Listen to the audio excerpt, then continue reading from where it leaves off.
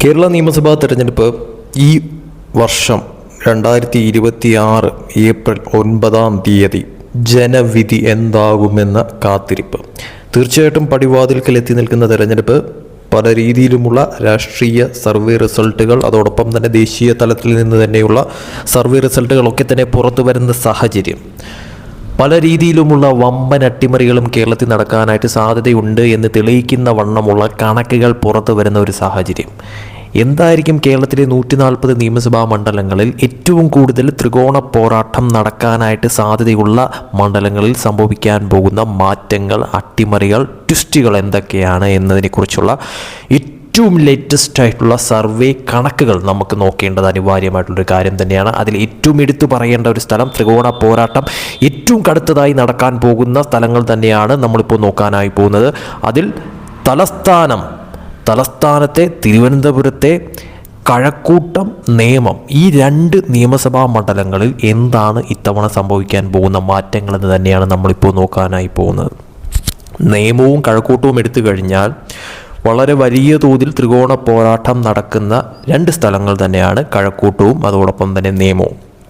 ഈ 2 സ്ഥലങ്ങളിൽ BJPക്ക് വളരെയേറെ സ്വാധീനമുണ്ട് എന്നുള്ളതും ഏറ്റവും എടുത്തു പറയേണ്ടത് അനിവാര്യം തന്നെയാണ്. കാരണം ഈ 2 സ്ഥലങ്ങളിലും നിലവിലത്തെ സാഹചര്യത്തിൽ 2ാം സ്ഥാനത്ത് നിൽക്കുന്നത് BJP ആണ്. ഈ 2 സ്ഥലങ്ങളിലും 3ാം സ്ഥാനത്താണ് UDF ഉള്ളത്. ഈ 2 സ്ഥലങ്ങളിലും നിലവിൽ ഇപ്പോൾ MLAമാരുള്ളത് LDFിൽ നിന്നാണ്. പക്ഷേ അത് 2026 എന്താണ് സംഭവിക്കാൻ പോകുന്നത്? മാറ്റം സംഭവിക്കുമോ? അട്ടിമറി സംഭവിക്കുമോ? ഒരു നേട്ടമുണ്ടാക്കാൻ BJPക്ക് സാധിക്കുമോ? അതല്ല LDFിന് തന്നെ തുടരാൻ സാധിക്കുമോ? അതല്ല ഒരു കുതിച്ചുചാട്ടം നടത്താനായിട്ട് UDFിന് സാധിക്കുമോ എന്നുള്ള പ്രധാനപ്പെട്ട ചോദ്യം. നമുക്കാദ്യം നിയമം തന്നെ നോക്കാം. നിയമത്തെ കണക്ക് നോക്കുമ്പോഴത്തേക്കും പുറത്തു വരുന്ന റിപ്പോർട്ടുകൾ അനുസരിച്ച് നിയമത്ത് വലിയ അട്ടിമറി ഉണ്ടാവാനായിട്ടുള്ള സാധ്യത തന്നെയാണ് സർവേ റിസൾട്ട് സൂചിപ്പിക്കുന്ന കാര്യമെന്ന് പറയുന്നത്. നിയമത്തെ ഒരു കണക്ക് നോക്കുമ്പോഴത്തേക്കും നിയമത്ത് നിലവിൽ UDF സ്ഥാനാർത്ഥിയായിട്ട് ശബരിനാഥനും LDF സ്ഥാനാർത്ഥിയായിട്ട് ശിവൻകുട്ടിയും NDA സ്ഥാനാർത്ഥിയായിട്ട് രാജീവ് ചന്ദ്രശേഖറുമാണ് നിൽക്കുന്നത്. ഇവിടെ തീർച്ചയായിട്ടും ഒരു കടുത്ത മത്സരം നടക്കുമെന്ന കാര്യം സംശയമില്ല. അതിൽ ഏറ്റവും കൂടുതൽ നടക്കാൻ പോകുന്നത് NDAയും അതോടൊപ്പം തന്നെ LDFും തമ്മിലാണ് എന്ന കാര്യം ഉറപ്പാണ് 100%. ഇതിൽ ഒരു വിജയ സാധ്യത നോക്കുമ്പോഴത്തേക്കും നിലവിലത്തെ സാഹചര്യത്തിൽ പുറത്തു വന്ന സർവേ റിസൾട്ട് പ്രകാരം ഏറ്റവും കൂടുതൽ വിജയ സാധ്യത നൽകിയിരിക്കുന്നതെന്ന് പറയുന്നത് BJPക്കാണ് എന്നുള്ളതാണ് എടുത്തു പറയേണ്ടത്. അതായത് BJP 1ാം സ്ഥാനത്തും 2ാം സ്ഥാനത്ത് LDFും 3ാം സ്ഥാനത്ത് UDFുമാണ് കണക്കുകൾ സൂചിപ്പിക്കുന്ന, അല്ലെങ്കിൽ സർവേ റിസൾട്ടുകൾ, പുറത്തു വന്ന സർവേ റിസൾട്ടുകൾ സൂചിപ്പിക്കുന്ന കാര്യമെന്ന് പറയുന്നത്. വ്യക്തമായിട്ടുള്ള ഒരു മുൻതൂക്കം രാജീവ് ചന്ദ്രശേഖറിന് ഇവിടെ കൊടുത്തിട്ടുണ്ട് എന്നാണ് മനസ്സിലാക്കുന്നത്. ശിവൻകുട്ടി 2ാം സ്ഥാനത്തായിരിക്കും, UDF ശബരിനാഥൻ 3ാം സ്ഥാനത്തായിരിക്കും. ഇതിൽ LDFിന് വോട്ട് കുറയാനായിട്ടുള്ള സാധ്യതയാണ് നിലവിലത്തെ സാഹചര്യത്തിൽ കാണുന്നത്. KS ശബരിനാഥനായാൽ പോലും കഴിഞ്ഞ തവണ മുരളീധരൻ നേടിയ ആ ഒരു വോട്ട് നേടാനായിട്ടുള്ള സാധ്യത കുറവായിട്ടാണ് കാണുന്നത്.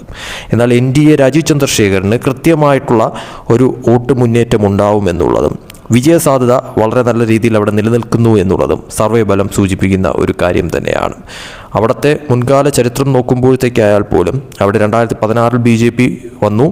അത് കഴിഞ്ഞ് 2021 ആ സീറ്റ് വീണ്ടും LDFിലേക്ക് പോയി.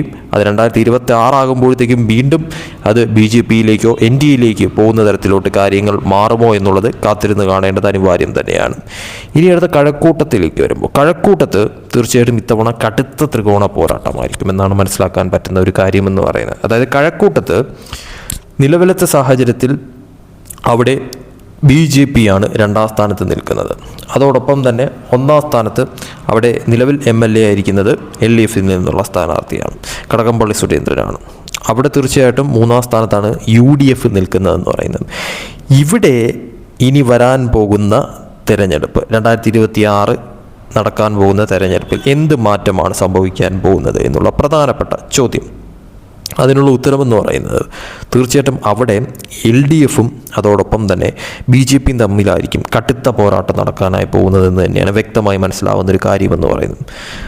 അതിൽ NDAക്ക്, അതായത് BJPക്ക് മുരളീധരൻ, അതായത് BJP സ്ഥാനാർത്ഥിയായിട്ട് മുരളീധരനാണ് അവിടെ നിൽക്കുന്നത്. കടകംപള്ളി സുരേന്ദ്രൻ ഇടതുപക്ഷ സ്ഥാനാർത്ഥിയായിട്ട്, അതോടൊപ്പം തന്നെ ശരത് ചന്ദ്ര പ്രസാദ് INC സ്ഥാനാർത്ഥിയായിട്ട് നിൽക്കുന്നു. ഇതിൽ മുരളീധരന് നിലവിലത്തെ സാഹചര്യത്തിൽ ഒരു നേരിയ തോതിലുള്ള മുൻതൂക്കം കഴക്കൂട്ടത്ത് കൊടുക്കുന്നു എന്നുള്ളതാണ് സർവേ റിസൾട്ട് സൂചിപ്പിക്കുന്ന കാര്യമെന്ന് പറയുന്നത്. അതായത് കടകംപള്ളി സുരേന്ദ്രൻ 2ാം സ്ഥാനത്തും അവിടെ കോൺഗ്രസ് മൂന്നാം സ്ഥാനത്ത് തന്നെയായിരിക്കും. അവിടെ ഒന്നാം സ്ഥാനത്ത് അവിടെ മുരളീധരന് നേരിയ തോതിലുള്ള ഒരു മുൻതൂക്കമാണ് കൊടുത്തിരിക്കുന്നത്. അതായത് അവിടെ ഒരു ടൈറ്റ് ഫൈറ്റ് ആയിരിക്കും കഴക്കൂട്ടത്ത് നടക്കാൻ പോകുന്നതെന്നും അതിൽ മുരളീധരന് നേരിയ തോതിലുള്ള ഒരു മുൻതൂക്കം അവിടെ നിലവിലത്തെ സാഹചര്യത്തിൽ വിജയസാധ്യത നൽകിയിരിക്കുന്നു എന്നുള്ളതാണ് ഈ സർവേ റിസൾട്ടിൽ മനസ്സിലാക്കാൻ പറ്റുന്ന ഒരു കാര്യമെന്ന് പറയുന്നത്. പക്ഷേ അവിടെ ഒരു പ്രവചനാതീതമായിട്ട് കാര്യങ്ങൾ മാറാനുള്ള സാധ്യതയാണ് ഈ സർവേ റിസൾട്ട് നോക്കുമ്പോൾ മനസ്സിലാവുന്ന കാര്യമെന്ന് പറയുന്നത്. അതിൽ തന്നെ മുരളീധരന് BJP സ്ഥാനാർത്ഥിയായിട്ടുള്ള മുരളീധരനാണ് നേരിയ തോതിലുള്ള മുൻതൂക്കം ഒന്നാം സ്ഥാനത്ത് കൊടുത്തിരിക്കുന്നതെന്ന് പറയുന്നത്. കടകംപള്ളി സുരേന്ദ്രൻ തൊട്ടു പിന്നിലാണ് രണ്ടാം സ്ഥാനത്ത്, മൂന്നാം സ്ഥാനത്ത് INC സ്ഥാനാർത്ഥി. അപ്പോൾ തീർച്ചയായിട്ടും ഈ രണ്ട് സ്ഥലങ്ങളിലെ കണക്ക് നോക്കുമ്പോഴത്തേക്കും നേമത്ത് വ്യക്തമായിട്ടുള്ളൊരു മുൻതൂക്കം BJPക്ക് കൊടുത്തിരിക്കുന്നു, രാജീവ് ചന്ദ്രശേഖരന്. അതോടൊപ്പം തന്നെ കഴക്കൂട്ടത്ത് നോക്കുമ്പോഴത്തേക്കും കഴക്കൂട്ടത്ത് ഒരു നേരിയ തോതിലുള്ള മുൻതൂക്കമാണ് BJPക്ക് കൊടുത്തിരിക്കുന്നത്. പക്ഷേ അവിടെ ഒരു ടൈറ്റ് ഫൈറ്റ് ആയിരിക്കും, പ്രവചനാതീതമായിട്ട് കാര്യങ്ങൾ മാറാം. പക്ഷേ അവിടെയും BJPക്ക് നേരിയ തോതിലുള്ള ഒരു മുൻതൂക്കം മുരളീധരന് കൊടുത്തിരിക്കുന്നു എന്നുള്ളതും ഹൈലൈറ്റ് ആയിട്ട് കാണേണ്ട കാര്യം തന്നെയാണ്. അങ്ങനെ മൊത്തത്തിൽ നോക്കുമ്പോഴത്തേക്കും ഈ രണ്ട് സീറ്റുകളിൽ BJPക്ക് ഒരു മുൻതൂക്കം നൽകിയിരിക്കുന്നു എന്നുള്ളതാണ് ഈ സർവേ റിസൾട്ട് മനസ്സിലാക്കുന്ന കാര്യമെന്ന് പറയുന്നത്. തീർച്ചയായിട്ടും അവിടെ രണ്ടാം സ്ഥാനത്ത് ഇടതുപക്ഷവും മൂന്നാം സ്ഥാനത്ത് അവിടെ UDFുമായിരിക്കും എന്നാണ് സർവേ റിസൾട്ട് സൂചിപ്പിക്കുന്നത്. അതിൽ ഏറ്റവും ഹൈലൈറ്റ് ആയിട്ട് കാണേണ്ടത് ഈ രണ്ട് സ്ഥലങ്ങളിലും ഇടതുപക്ഷത്തിന് വോട്ട് കുറയുമെന്നുള്ളത് വ്യക്തമായി മനസ്സിലാക്കാൻ പറ്റുന്ന കാര്യമാണ്.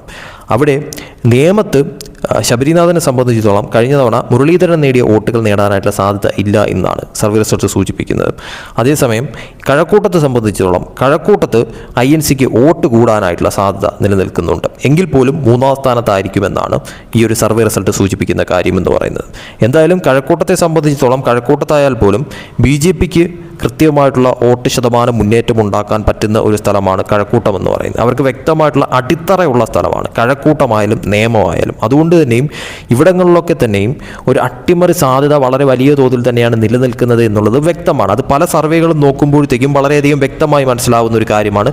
പ്രവചനാതീതമായിട്ട് കാര്യങ്ങൾ മാറാനായിട്ട് ഏറ്റവും കൂടുതൽ സാധ്യതയുള്ള മണ്ഡലങ്ങളിൽ ഏറ്റവും പ്രധാനപ്പെട്ട ഒരു മണ്ഡലം കഴക്കൂട്ടമാണ് എന്ന കാര്യത്തിൽ സംശയമില്ല. അതോടൊപ്പം തന്നെ നേമത്തെ സംബന്ധിച്ചിടത്തോളം നേമത്ത് രാജീവ് ചന്ദ്രശേഖരന് ഈ ഒരു സർവേ റിസൾട്ട് പ്രകാരം കൃത്യമായിട്ടുള്ള ഒരു മുൻതൂക്കം കൊടുത്തിട്ടുണ്ട് എങ്കിൽ പോലും അവിടെയും തീർച്ചയായിട്ടും ഒരു പ്രവചനാതീതമായിട്ട് കാര്യങ്ങൾ മാറിയേക്കാം. കാരണം വോട്ടുകൾ ഏത് തരത്തിൽ മറിയുമെന്നുള്ളത് കാത്തിരുന്ന് കാണേണ്ട കാര്യം തന്നെയാണ്. അതുകൊണ്ട് തന്നെയും തീർച്ചയായിട്ടും ജനവിധി എന്താണ് എന്നുള്ളത്, ഒരു റിയലായിട്ട് ജനങ്ങൾ വിധി എഴുതുന്നത് എന്താണ് എന്നുള്ളത് കണ്ടറിയേണ്ടത് അനിവാര്യമായിട്ടുള്ളൊരു കാര്യം തന്നെയാണെന്ന് അത് സംശയമില്ല. പക്ഷേ സർവേ റിസൾട്ട് പോലെയാണ് കാര്യങ്ങൾ മാറി മറിയുന്നതെങ്കിൽ BJPക്ക് ഈ രണ്ട് സീറ്റിലും വ്യക്തമായിട്ടുള്ള മുൻതൂക്കമുണ്ട്. ആ രണ്ട് സീറ്റും BJPക്ക് നേടാനാവുന്ന തരത്തിലോട്ട് കാര്യങ്ങൾ മാറി മറിഞ്ഞേക്കാം. ഇനി അതല്ല അവിടെ LDFന് ഒരു നേട്ടമുണ്ടാക്കാനായിട്ട് 2021 പോലെ തന്നെ 2026 സാധിക്കുമോ എന്നുള്ളത് കാത്തിരുന്ന് കാണണം. UDFനെ സംബന്ധിച്ചിടത്തോളം UDFന് തിരുവനന്തപുരത്ത് നോക്കുമ്പോഴത്തേക്കും തിരുവനന്തപുരത്ത് കഴക്കൂട്ടം നിയമമണ്ഡലങ്ങളിൽ കാര്യമായിട്ടുള്ള ഒരു മുൻതൂക്കം നേടിയെടുക്കാൻ സാധിക്കത്തില്ല എന്ന് തന്നെയാണ് സർവേ റിസൾട്ട് സൂചിപ്പിക്കുന്ന ഒരു കാര്യമെന്ന് പറയുന്നത്. അതായത് അവർക്ക് രണ്ടാം സ്ഥാനത്ത് പോലും എത്താനായിട്ടുള്ള സാധ്യത കുറവായിട്ടാണ് കാണുന്നത്. അതിൽ നേമത്ത് എന്തായാലും എത്തില്ല എന്നുള്ളതാണ് സർവേ റിസൾട്ട് സൂചിപ്പിക്കുന്ന കാര്യം. ഇനി കഴക്കൂട്ടത്ത് എന്തെങ്കിലും ഒരു അട്ടിമറി ഉണ്ടാകുമോ, രണ്ടാം സ്ഥാനത്തേക്കെങ്കിലും അവർക്ക് എത്താൻ സാധിക്കുന്ന തരത്തിലോട്ട് കാര്യങ്ങൾ മാറുമോ എന്നുള്ളത് കാത്തിരുന്ന് കാണേണ്ടത് അനിവാര്യം തന്നെയാണ്. പക്ഷേ എങ്കിൽ പോലും ഈ രണ്ട് സീറ്റിലും UDFന് വിജയിക്കാൻ സാധിക്കുന്ന തരത്തിലോട്ട് കാര്യങ്ങൾ എത്താനായിട്ടുള്ള സാധ്യത വളരെയേറെ വിരളമായിട്ടാണ് കാണുന്നത് ഈ സർവേ റിസൾട്ട് പ്രകാരം. കാത്തിരുന്ന് കാണാം എന്താണ് നേമത്തും കഴക്കൂട്ടത്തും നടക്കാൻ പോകുന്ന അട്ടിമറികൾ, മാറ്റങ്ങൾ. അത് BJPക്ക് തന്നെ അനുകൂലമായി മാറുന്ന തരത്തിലോട്ട് കാര്യങ്ങൾ മാറുമോ, അതല്ല അവിടെ LDFിൻ്റെ ഒരു തുടർ മുന്നേറ്റം ഉണ്ടാകുമോ, അതുമല്ല ഒരു അട്ടിമറി മുന്നേറ്റം ഈ പറയുന്ന തോതിൽ ഒരു വലിയ ഒരു കുതിച്ചുചാട്ടം നടത്താനായിട്ട് അവിടെ കോൺഗ്രസിന് സാധിക്കുമോ എന്നുള്ളത് കണ്ടറിയാം.